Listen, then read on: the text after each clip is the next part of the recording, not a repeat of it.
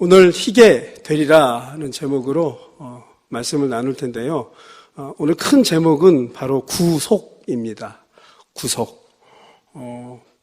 구속은 여러 가지 뜻이 있죠. 우리가 흔히 생각하면 어떤 죄인이 잘못을 했을 때 이렇게 감옥에 들어가는 거, 이런 거를 우리가 이제 구속, 이렇게 이제 생각을 가장 많이 할 것입니다.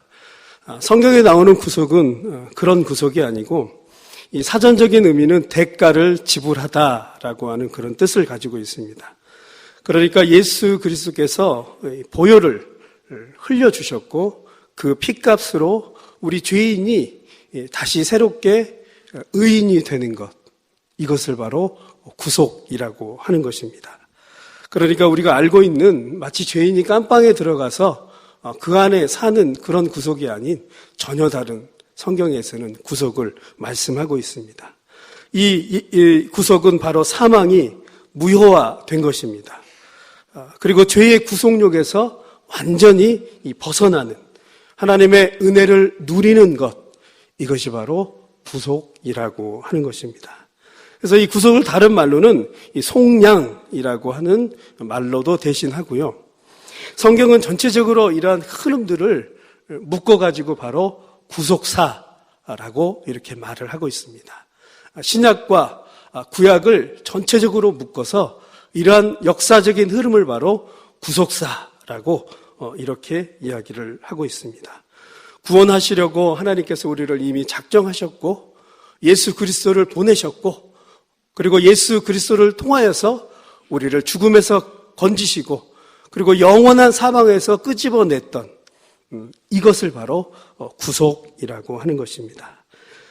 우리가 믿는 이 하나님의 이 귀한 말씀 그리고 그 안에 담겨있는 핵심의 이 구속은 정말 가장 큰 은혜로운 이 단어입니다. 오늘 그래서 이 본문을 통해서 하나님께서 우리에게 주신 이 구속의 그 큰 은혜와 사랑이 또 어떤 건지 그리고 또 그것을 패역하게 멀리하고 깨닫지 못하는 무지한 또 백성들의 모습이 어떤 건지를 이 본문을 통해서 좀 살펴보도록 하겠습니다. 특별히 이 구속은요, 수고하고 무거운 짐진 자들아 다 내게로 오라 내가 너희를 쉬게 하리라. 마태복음 11장 28절. 이 구속의 가장 대표적인 말씀입니다. 수고하고 무거운 짐진 자들이 짐을 완전히 덜어내고 하나님 앞에 자유함을 얻는 것. 그것이 바로 구속의 아주 또 큰 의미를 갖고 있고요. 요한복음 8장 32절에 보면 진리를 알지니 진리가 너희를 자유케 하리라. 진리 안에서 온전한 자유를 누리는 것. 이것이 또 구속의 중요한 의미를 담고 있습니다. 이러므로 하나님과 우리가 온전한 관계가 회복이 되는 것입니다. 하나님과 아버지와 자녀의 그런 관계가 형성이 되는 거고 그 안에서 기쁨과 즐거움으로 예배와 찬양이 이루어지는 것입니다. 이것이 바로 구속의 그런 귀한 은혜의 관계인 것입니다. 오늘 본문을 보면 그러한 구속의 그 관계인 이스라엘 백성, 남유다 백성들에게 그런 관계가 흐트러지고 완전히 다른 방향으로 그렇게 흘러가는 안타까운 그런 마음을 이사야 1장에 이렇게 말씀을 해주고 있습니다. 오늘 이사야서는 총 66권입니다. 마치 성경이 66권인 것처럼 이사야서도 66권입니다. 그래서 이 이사야서를 작은 성경이다라고 하는 그런 별명을 가지고 있습니다. 1장부터 39장까지는 대표적으로 구약이라고 구약의 내용이 담겨져 있고요. 40장부터 66장까지는 신약의 그런 내용이 담겨져 있습니다. 구약의 내용은 어떤 거죠? 오실 메시아를 바라보고 그리고 잘못된 이스라엘 백성들을 심판하는 그런 내용들이 많이 담겨져 있고요. 40장 이후부터는 예수 그리스도를 초점으로 해서 그분을 바라보면서 위로를 받고 그분을 바라보면서 하나님의 나라를 바라보는 그러한 관점이 또 40장 이후에. 그래서 이사야서를 보면 이 전반부와 후반부 이 구약과 신약으로 이렇게도 볼 수가 있습니다. 오늘 이 본문을 기록한 이사야는 예수님이 태어나기 930년 전에 남유다에서 활동했던 그런 선지자입니다. 우시야, 요담, 아하스, 므낫세, 히스기야 등 이렇게 많은 왕들을 그들에게 하나님의 말씀을 그 시대 때 증거하면서 하나님의 그 귀한 말씀 사역을 했던 그런 선지자입니다. 특별히 이사야는 왕족 출신입니다. 그러니까 다른 선지자보다는 좀 특별한 출신이에요. 어떻게 보면 좀 귀하게 자랐고 좀 더 이렇게 편안한 그런 환경에서 하나님의 말씀을 증거할 만한 그런 선지자였는데도 불구하고 이는 가장 그 패역하고 악한 시대 때 남유다였었지만 이 이스라엘 백성들, 남유다 백성들이 참 패역하고 악한 시대 때 그때 말씀을 증거했던 그런 선지자입니다. 하나님께서는 왜 이 이사야를 통해서 그렇게 말씀을 증거하게 했냐면요. 이 당시 이스라엘은 북이스라엘 남유다로 나눠지게 됐죠. 북쪽에 있는 이 아수르에 의해서 점령을 당하게 됩니다. 그러니까 패역한 이 백성들에게 하나님께서 징계를 이렇게 나라가 팔리는 포로 생활을 하게 되는 그런 어려운 환경을 만들므로 다시 한번 하나님을 바라볼 수 있는 환경을 이 시대 때 만듭니다. 얼마나 이 포로 이 생활이 잔인했냐면요. 이렇게 성경 외에 많은 자료를 보면 생가죽을 벗겨서 사람을 죽이게 했답니다. 그리고 코를 베고 수족을 잘라서 아주 잔인하게 이 아수르 사람들은 이 점령 국가에 있는 그 백성들을 그렇게 잔인하게 죽이고 포로로 끌어갔다고 합니다. 너희들이 이 아수르에게 대항하면 이렇게 된다라고 하는 것들을 보여줄 만큼 아주 그렇게 잔인하게 포로로 끌려가는 이 사람들은 이 손에 구멍을 내서 그렇게 해서 사람마다 이렇게 엮어가지고 그렇게 해서 끌고 갔고 저항하면 그런 식으로 이렇게 죽였다라고 합니다. 남유다는 아수르의 이 무지막지한 이런 공격, 그런 공포 속에서 떨어야만 했습니다. 그러나 더 중요한 문제가 어떤 문제냐면요. 이렇게 이 아수르의 공격과 무지막지한 공격보다도 이런 외부적인 공격보다도 내부적인 문제가 사실은 더 심각했습니다. 그래서 이사야를 통해서 오늘 이 1장에 이렇게 말씀을 하고 있습니다. 어떤 문제이죠? 이 이스라엘 백성, 남유다 백성들이 이 신앙이 흐트러지고 하나님을 향한 초점이 흐트러지고 근본적인 하나님의 백성에 대한 그런 관계가 죄로 인해서 흐트러져 버렸던 그것이 가장 큰 문제였다는 것입니다. 우상 숭배를 너무나 쉽게 했습니다. 바벨론에서 들여온 이 별자리 운세라든지 모압과 암몬에서 들여온 자식을 불태워서 드리는 인신제사라든가 이런 것들을 이들은 아주 쉽게 받아들여서 마치 이것이 예배인 양 하나님을 멀리한 채 그렇게 드렸습니다. 우상 숭배는 그들의 신앙을 망가뜨렸고 그리고 하나님을 멀리하게 했습니다. 영적인 타락이 이루어졌고 온전한 예배가 드려지지 못했습니다. 심지어 그들은 고아나 과부에게까지 이 돈을 막 착취하는 말도 안 되는 그런 상황까지 여러 가지 또 매춘이라든지 아주 어려운 그런 상황까지 이들은 서슴지 않고 그렇게 행했었습니다. 이러한 상황에 하나님은 이 이사야 선지자를 통해서 이 피를 토하는 절규, 회개를 촉구하는 그런 절규를 오늘 1장 하나님의 진리를 선포하셨습니다. 그렇습니다. 유다의 가장 큰 문제는 바로 하나님의 반역, 하나님의 말씀에 대한 그런 반역이었습니다. 어떻게 보면 하나님의 가슴을 가장 아프게 한 것이죠. 다른 신을 섬기고 말씀을 저버리고 다른 방향으로 예배를 드렸기 때문에 하나님의 가슴을 그렇게 아파하게 했다라고 하는 것입니다. 사랑하는 성도 여러분, 가장 사랑하는 사람의 가슴을 아파하게 하는 사람이 누굴까요? 가장 옆에 있는 사람이죠. 만약 앞집에 있는 아줌마나 아저씨가 큰 실수를 해도 우리는 왜 저러나 하고 말 것입니다. 그런데 가장 사랑하는 내 남편이 또 내 아내가 혹은 내 자식이 나를 배신하고 배반하고 나를 아프게 한다면 그것처럼 힘들고 어려운 게 어디 있겠습니까?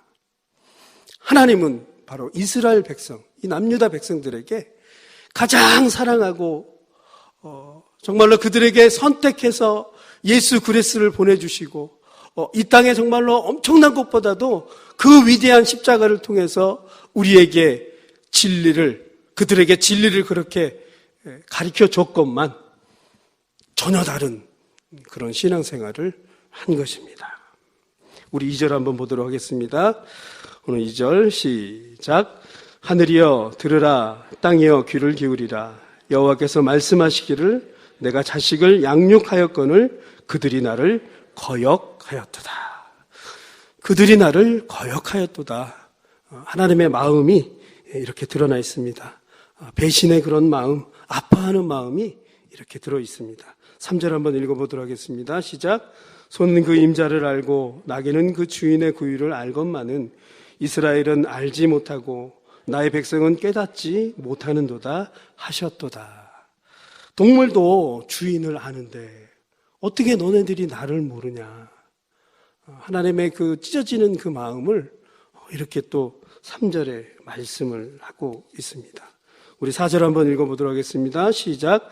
슬프다 범죄한 나라요, 허물어진 백성이요, 행악의 종자요, 행위가 부패한 자식이로다.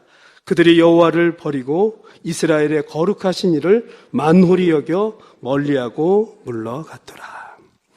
만홀히 여겼다, 무시했다라고 하는 거죠.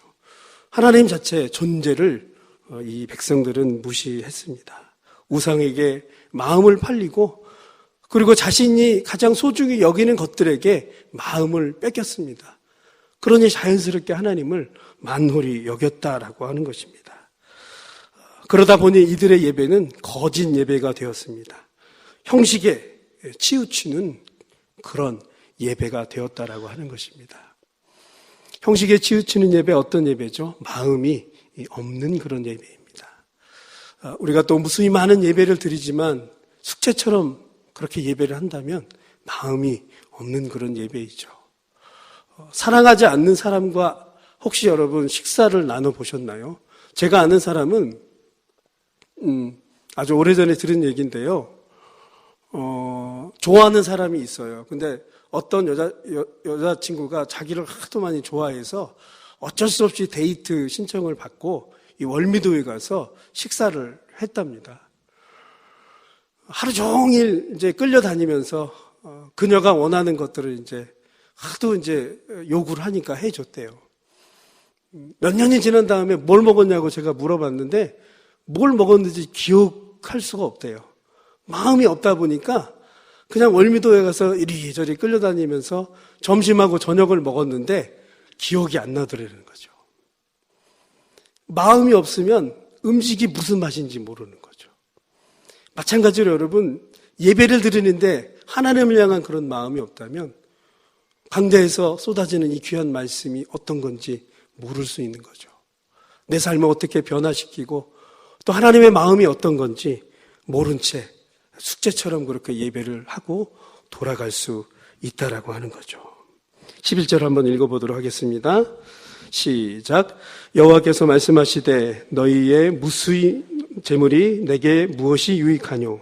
나는 순양의 번제와 살진 짐승의 기름에 배불렀고 나는 수송한지라 어린 양이나 순염소의 피를 기뻐하지 아니하노라. 많은 그런 재물을 드려도 그것을 받지 않겠다. 너희들이 마치 숙제처럼 눈도장 찍는 그런 예배를 내가 받지 않겠다. 그렇게 말씀을 하고 있습니다. 그러면서 우리가 잘 아는 말씀 12절 한번 읽어보도록 하겠습니다. 시작. 너희가 내 앞에 보이려 오니 이것을 누가 너희에게 요구하였느냐? 내 마당만 밟을 뿐이니라. 네, 우리 남문교회는 마당이 없는 걸로 알고 있습니다. 마당이 없으니까 남문교회는 마당만 밟고 돌아가는 사람이 없겠다. 이렇게 또 우리 생각할 수 있겠지만 마당만 밟고 돌아간다는 게 무슨 뜻이죠? 아까 말씀드렸지만 무수히 많은 예배를 드리지만 마음이 없는 예배. 그게 바로 마당만 밟고 돌아가는 행위인 것입니다. 오늘날 너무나 많은 예배가 우리 한국교회에 이루어지고 있습니다. 새벽부터 저녁까지, 때로는 또 철야까지 수많은 예배를 우리가 드릴 때 참 우리가 이렇게 모여서 말씀을 사모하고 예배 드리는 행위가 너무 소중합니다. 성령님이 역사하시고 우리에게 이 말씀을 통해서 울림을 주십니다. 그러나 중요한 것은 때로는 많은 분들이 진실로 예배를 드리지만 또 어떤 소수는 마치 숙제처럼 눈도장 찍은 것처럼 내가 집사니까, 내가 장로니까, 내가 중직자니까 앉아 있어야지. 담임 목사님이 내가 빠지면 안 된다고 하니까 이런 예배는 하나님께서 원치 않으신다라고 하는 것이죠. 그래서 제가 오늘 이 말씀 초반에 여러분들의 믿음이 귀했다라고 하는 것은 적어도 이 자리에 앉아있는 분들은 눈도장을 찍으러 마치 숙제하러 오신 예배자가 아닌 것을 제가 믿음으로 봤습니다. 그렇기 때문에 여러분들의 믿음이 대단하다고 이렇게 말씀하는데요. 앞으로도 모든 예배가 우리가 그렇게 드려야 한다는 것입니다. 예배뿐만이 아니라 우리의 삶 자체도 하나님께 드려지는 그런 마음이 있는 그런 예배가 진행이 되어야 한다는 것입니다. 우리 9절 한번 읽어보도록 하겠습니다. 9절 시작. 만군의 여호와께서 우리를 위하여 생존자를 조금 남겨두지 아니하셨다면 우리가 소돔과 같고 고모라 같았으리로다. 생존자를 조금 남겨주셨다고 하셨습니다. 그렇지 않으면 소돔과 고모라가 같았다. 무슨 말씀이죠? 소돔과 고모라는 완전히 멸망했다라고 하는 것입니다. 은혜가 아예 없다라고 하는 것입니다. 그러나 아무리 패역하고 아무리 죄된 그런 백성일지라도 하나님이 은혜의 여지를 남겨주셨다라고 하는 것입니다. 다시 한번 우리에게 예배를 드릴 수 있는 기회를 그렇게 주셨다라고 하는 것입니다. 이것이 우리에게 얼마나 큰 은혜인지 모릅니다. 우리가 때로는 죄된 모습으로 하나님을 등지고 예배도 소홀히 하고 그리고 많은 실패, 좌절로 그런 나락으로 떨어질 수 있지만 하나님께서 다시 한번 끌어올릴 수 있는 구원의 은혜와 그리고 은혜의 많은 그런 방편의 여지를 남겨주셨다라고 하는 것입니다. 얼마나 우리에게 이게 큰 기회고 감사의 조건인지 모릅니다. 우리 10절 한번 보도록 하겠습니다. 시작. 너희 소돔의 관원들아 여호와의 말씀을 들을지어다. 너희 고모라의 백성들아 우리 하나님의 법에 귀를 기울일지어다. 그렇습니다. 결국은 영적으로 병들고 예배가 예배되지 않았을 때 가장 중요한 것은 하나님의 말씀에 귀를 기울이는 것입니다. 너무나도 우리가 잘 아는 말씀이죠. 그러나 오늘 이 사회서를 통해서 다시 한번 여러분에게 말씀합니다. 예배의 회복, 그리고 우리가 잃어버렸던 그런 어려운 그런 부분들이 있다면 다시 한번 말씀을 통해서 우리가 회복받아야 한다는 것입니다. 오직 말씀만이 우리를 새롭게 일으키는 유일한 그런 방편이기 때문에 오늘 10절에서 그렇게 말씀을 하고 있습니다. 여러분, 저도 이제 감기 거의 끝 무렵에 있지만 여러 가지 이렇게 몸이 안 좋아서 아파 보셨잖아요. 그때 주변에서 가족들이 가장 많이 무슨 말 하죠? 입맛이 없어도 한술이라도 어떻게 하라? 떠라. 예. 입맛이 없어도 한술이라도 떠라. 왜? 한술 먹고 그래서 좀 기운 내서 어떻게든 병을 이겨내야 되지 않냐. 그런 권고 우리 가족들한테 많이 하잖아요. 마찬가지예요. 우리가 영적으로 힘을 잃고 어려움 당했어도요. 입맛이 없었어도 한술이라도 떠야 하는 거죠. 하나님의 말씀, 예배, 한술이라도 떠서 조금이라도 힘을 얻으면서 그 안에서 다시 회복하고 그렇게 나아가야 한다는 것입니다.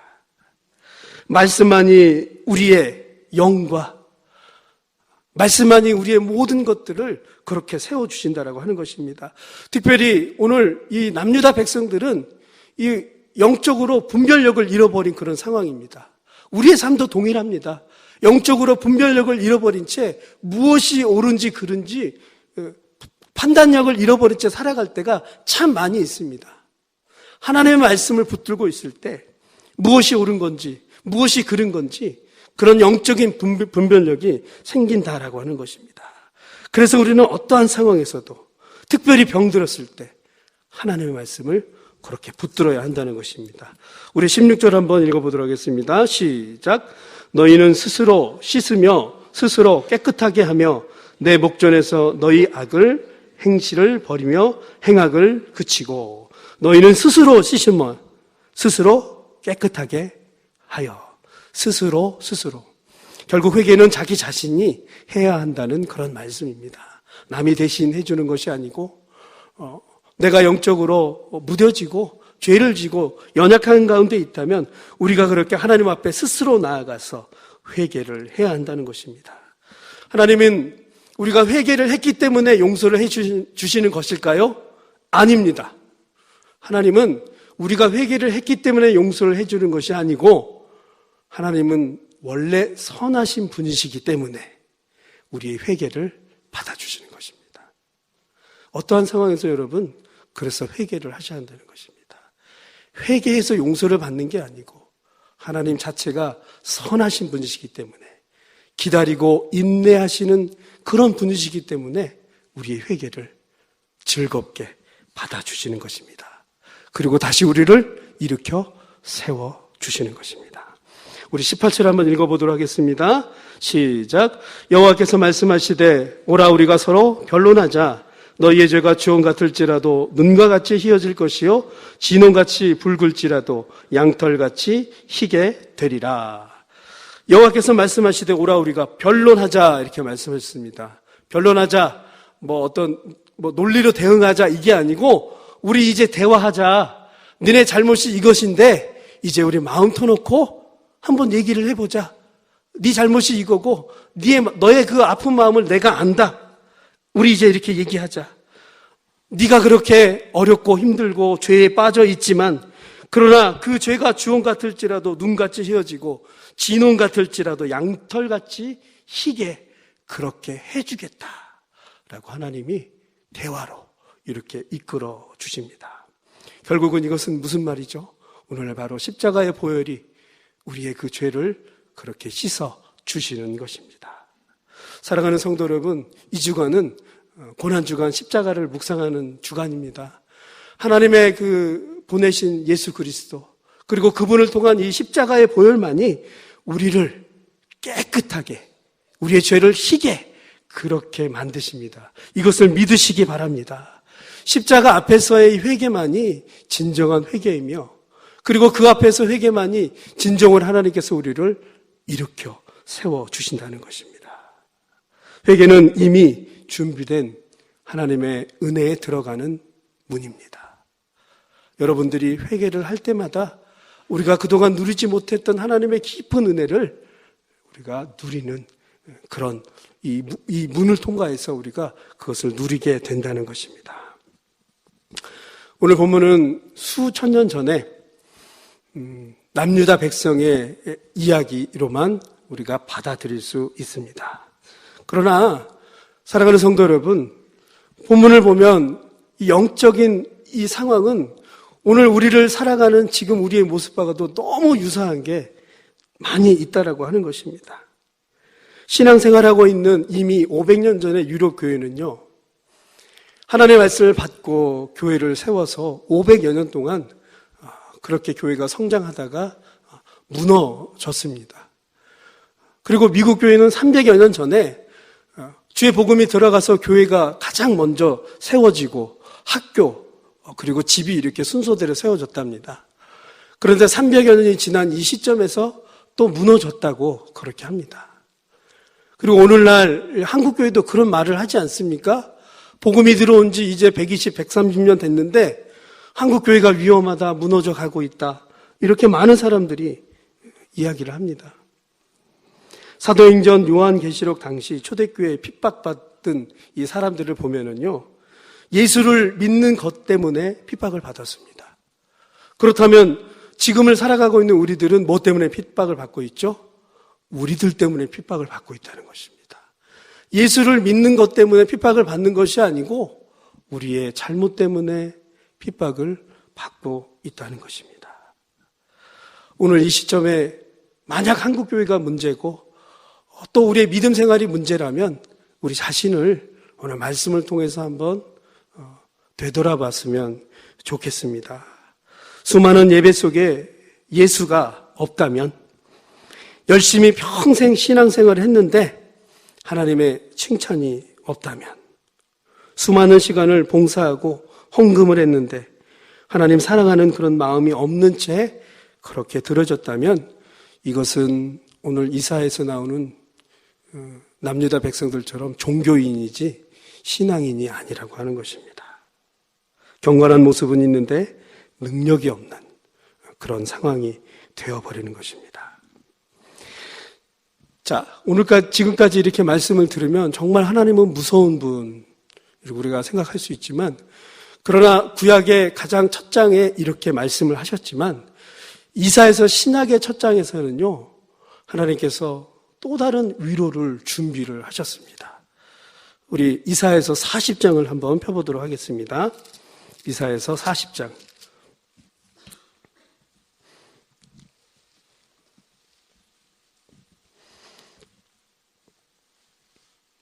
40장 우리 1절 한번 읽어보도록 하겠습니다. 이사야서 40장 1절 시작.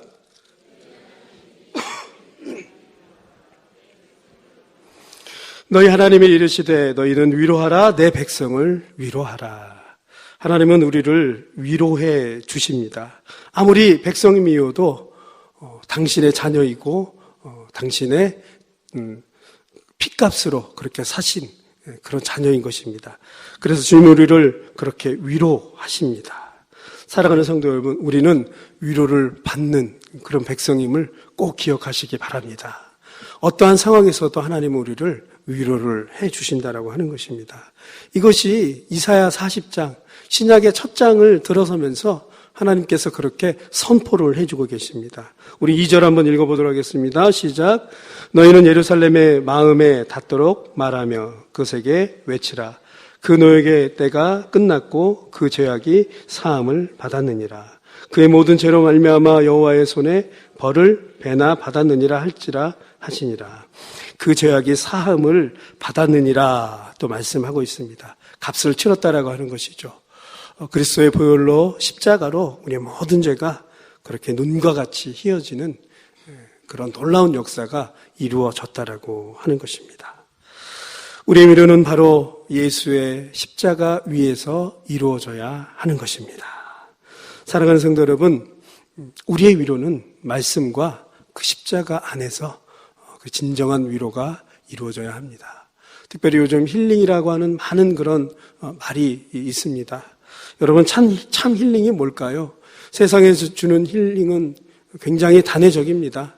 마치 사탕을 한번 빨아먹는 사탕 발림처럼 한번 그냥 달고 시간이 지나버리면 다시 내 입이 써버리는 단회적인 짧은 그런 힐링일지 모르지만, 십자가 안에서 말씀 안에서 위로를 받고 그 안에서 힐링을 얻는다면 그것은 온전한 힐링이 되는 것입니다.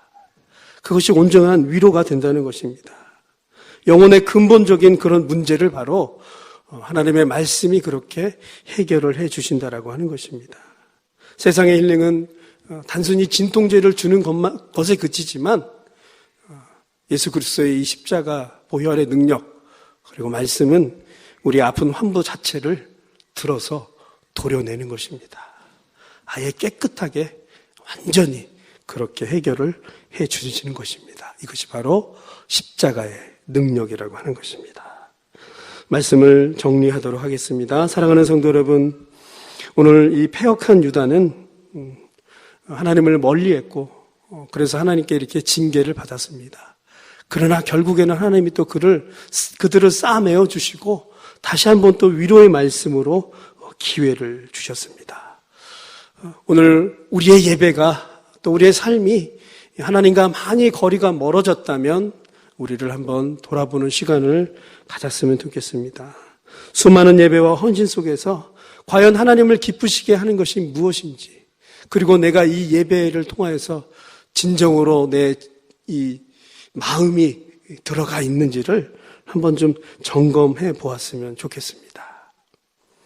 이 기간 동안 십자가의 능력을 붙들고 또 특별히 여러분 우리 영혼에 많은 그런 걱정과 문제들을 이 말씀과 하나님의 그 능력 가운데서 다시 찬양으로 전환되는 그런 귀한 한 주간 되시기를 간절히 바라겠습니다.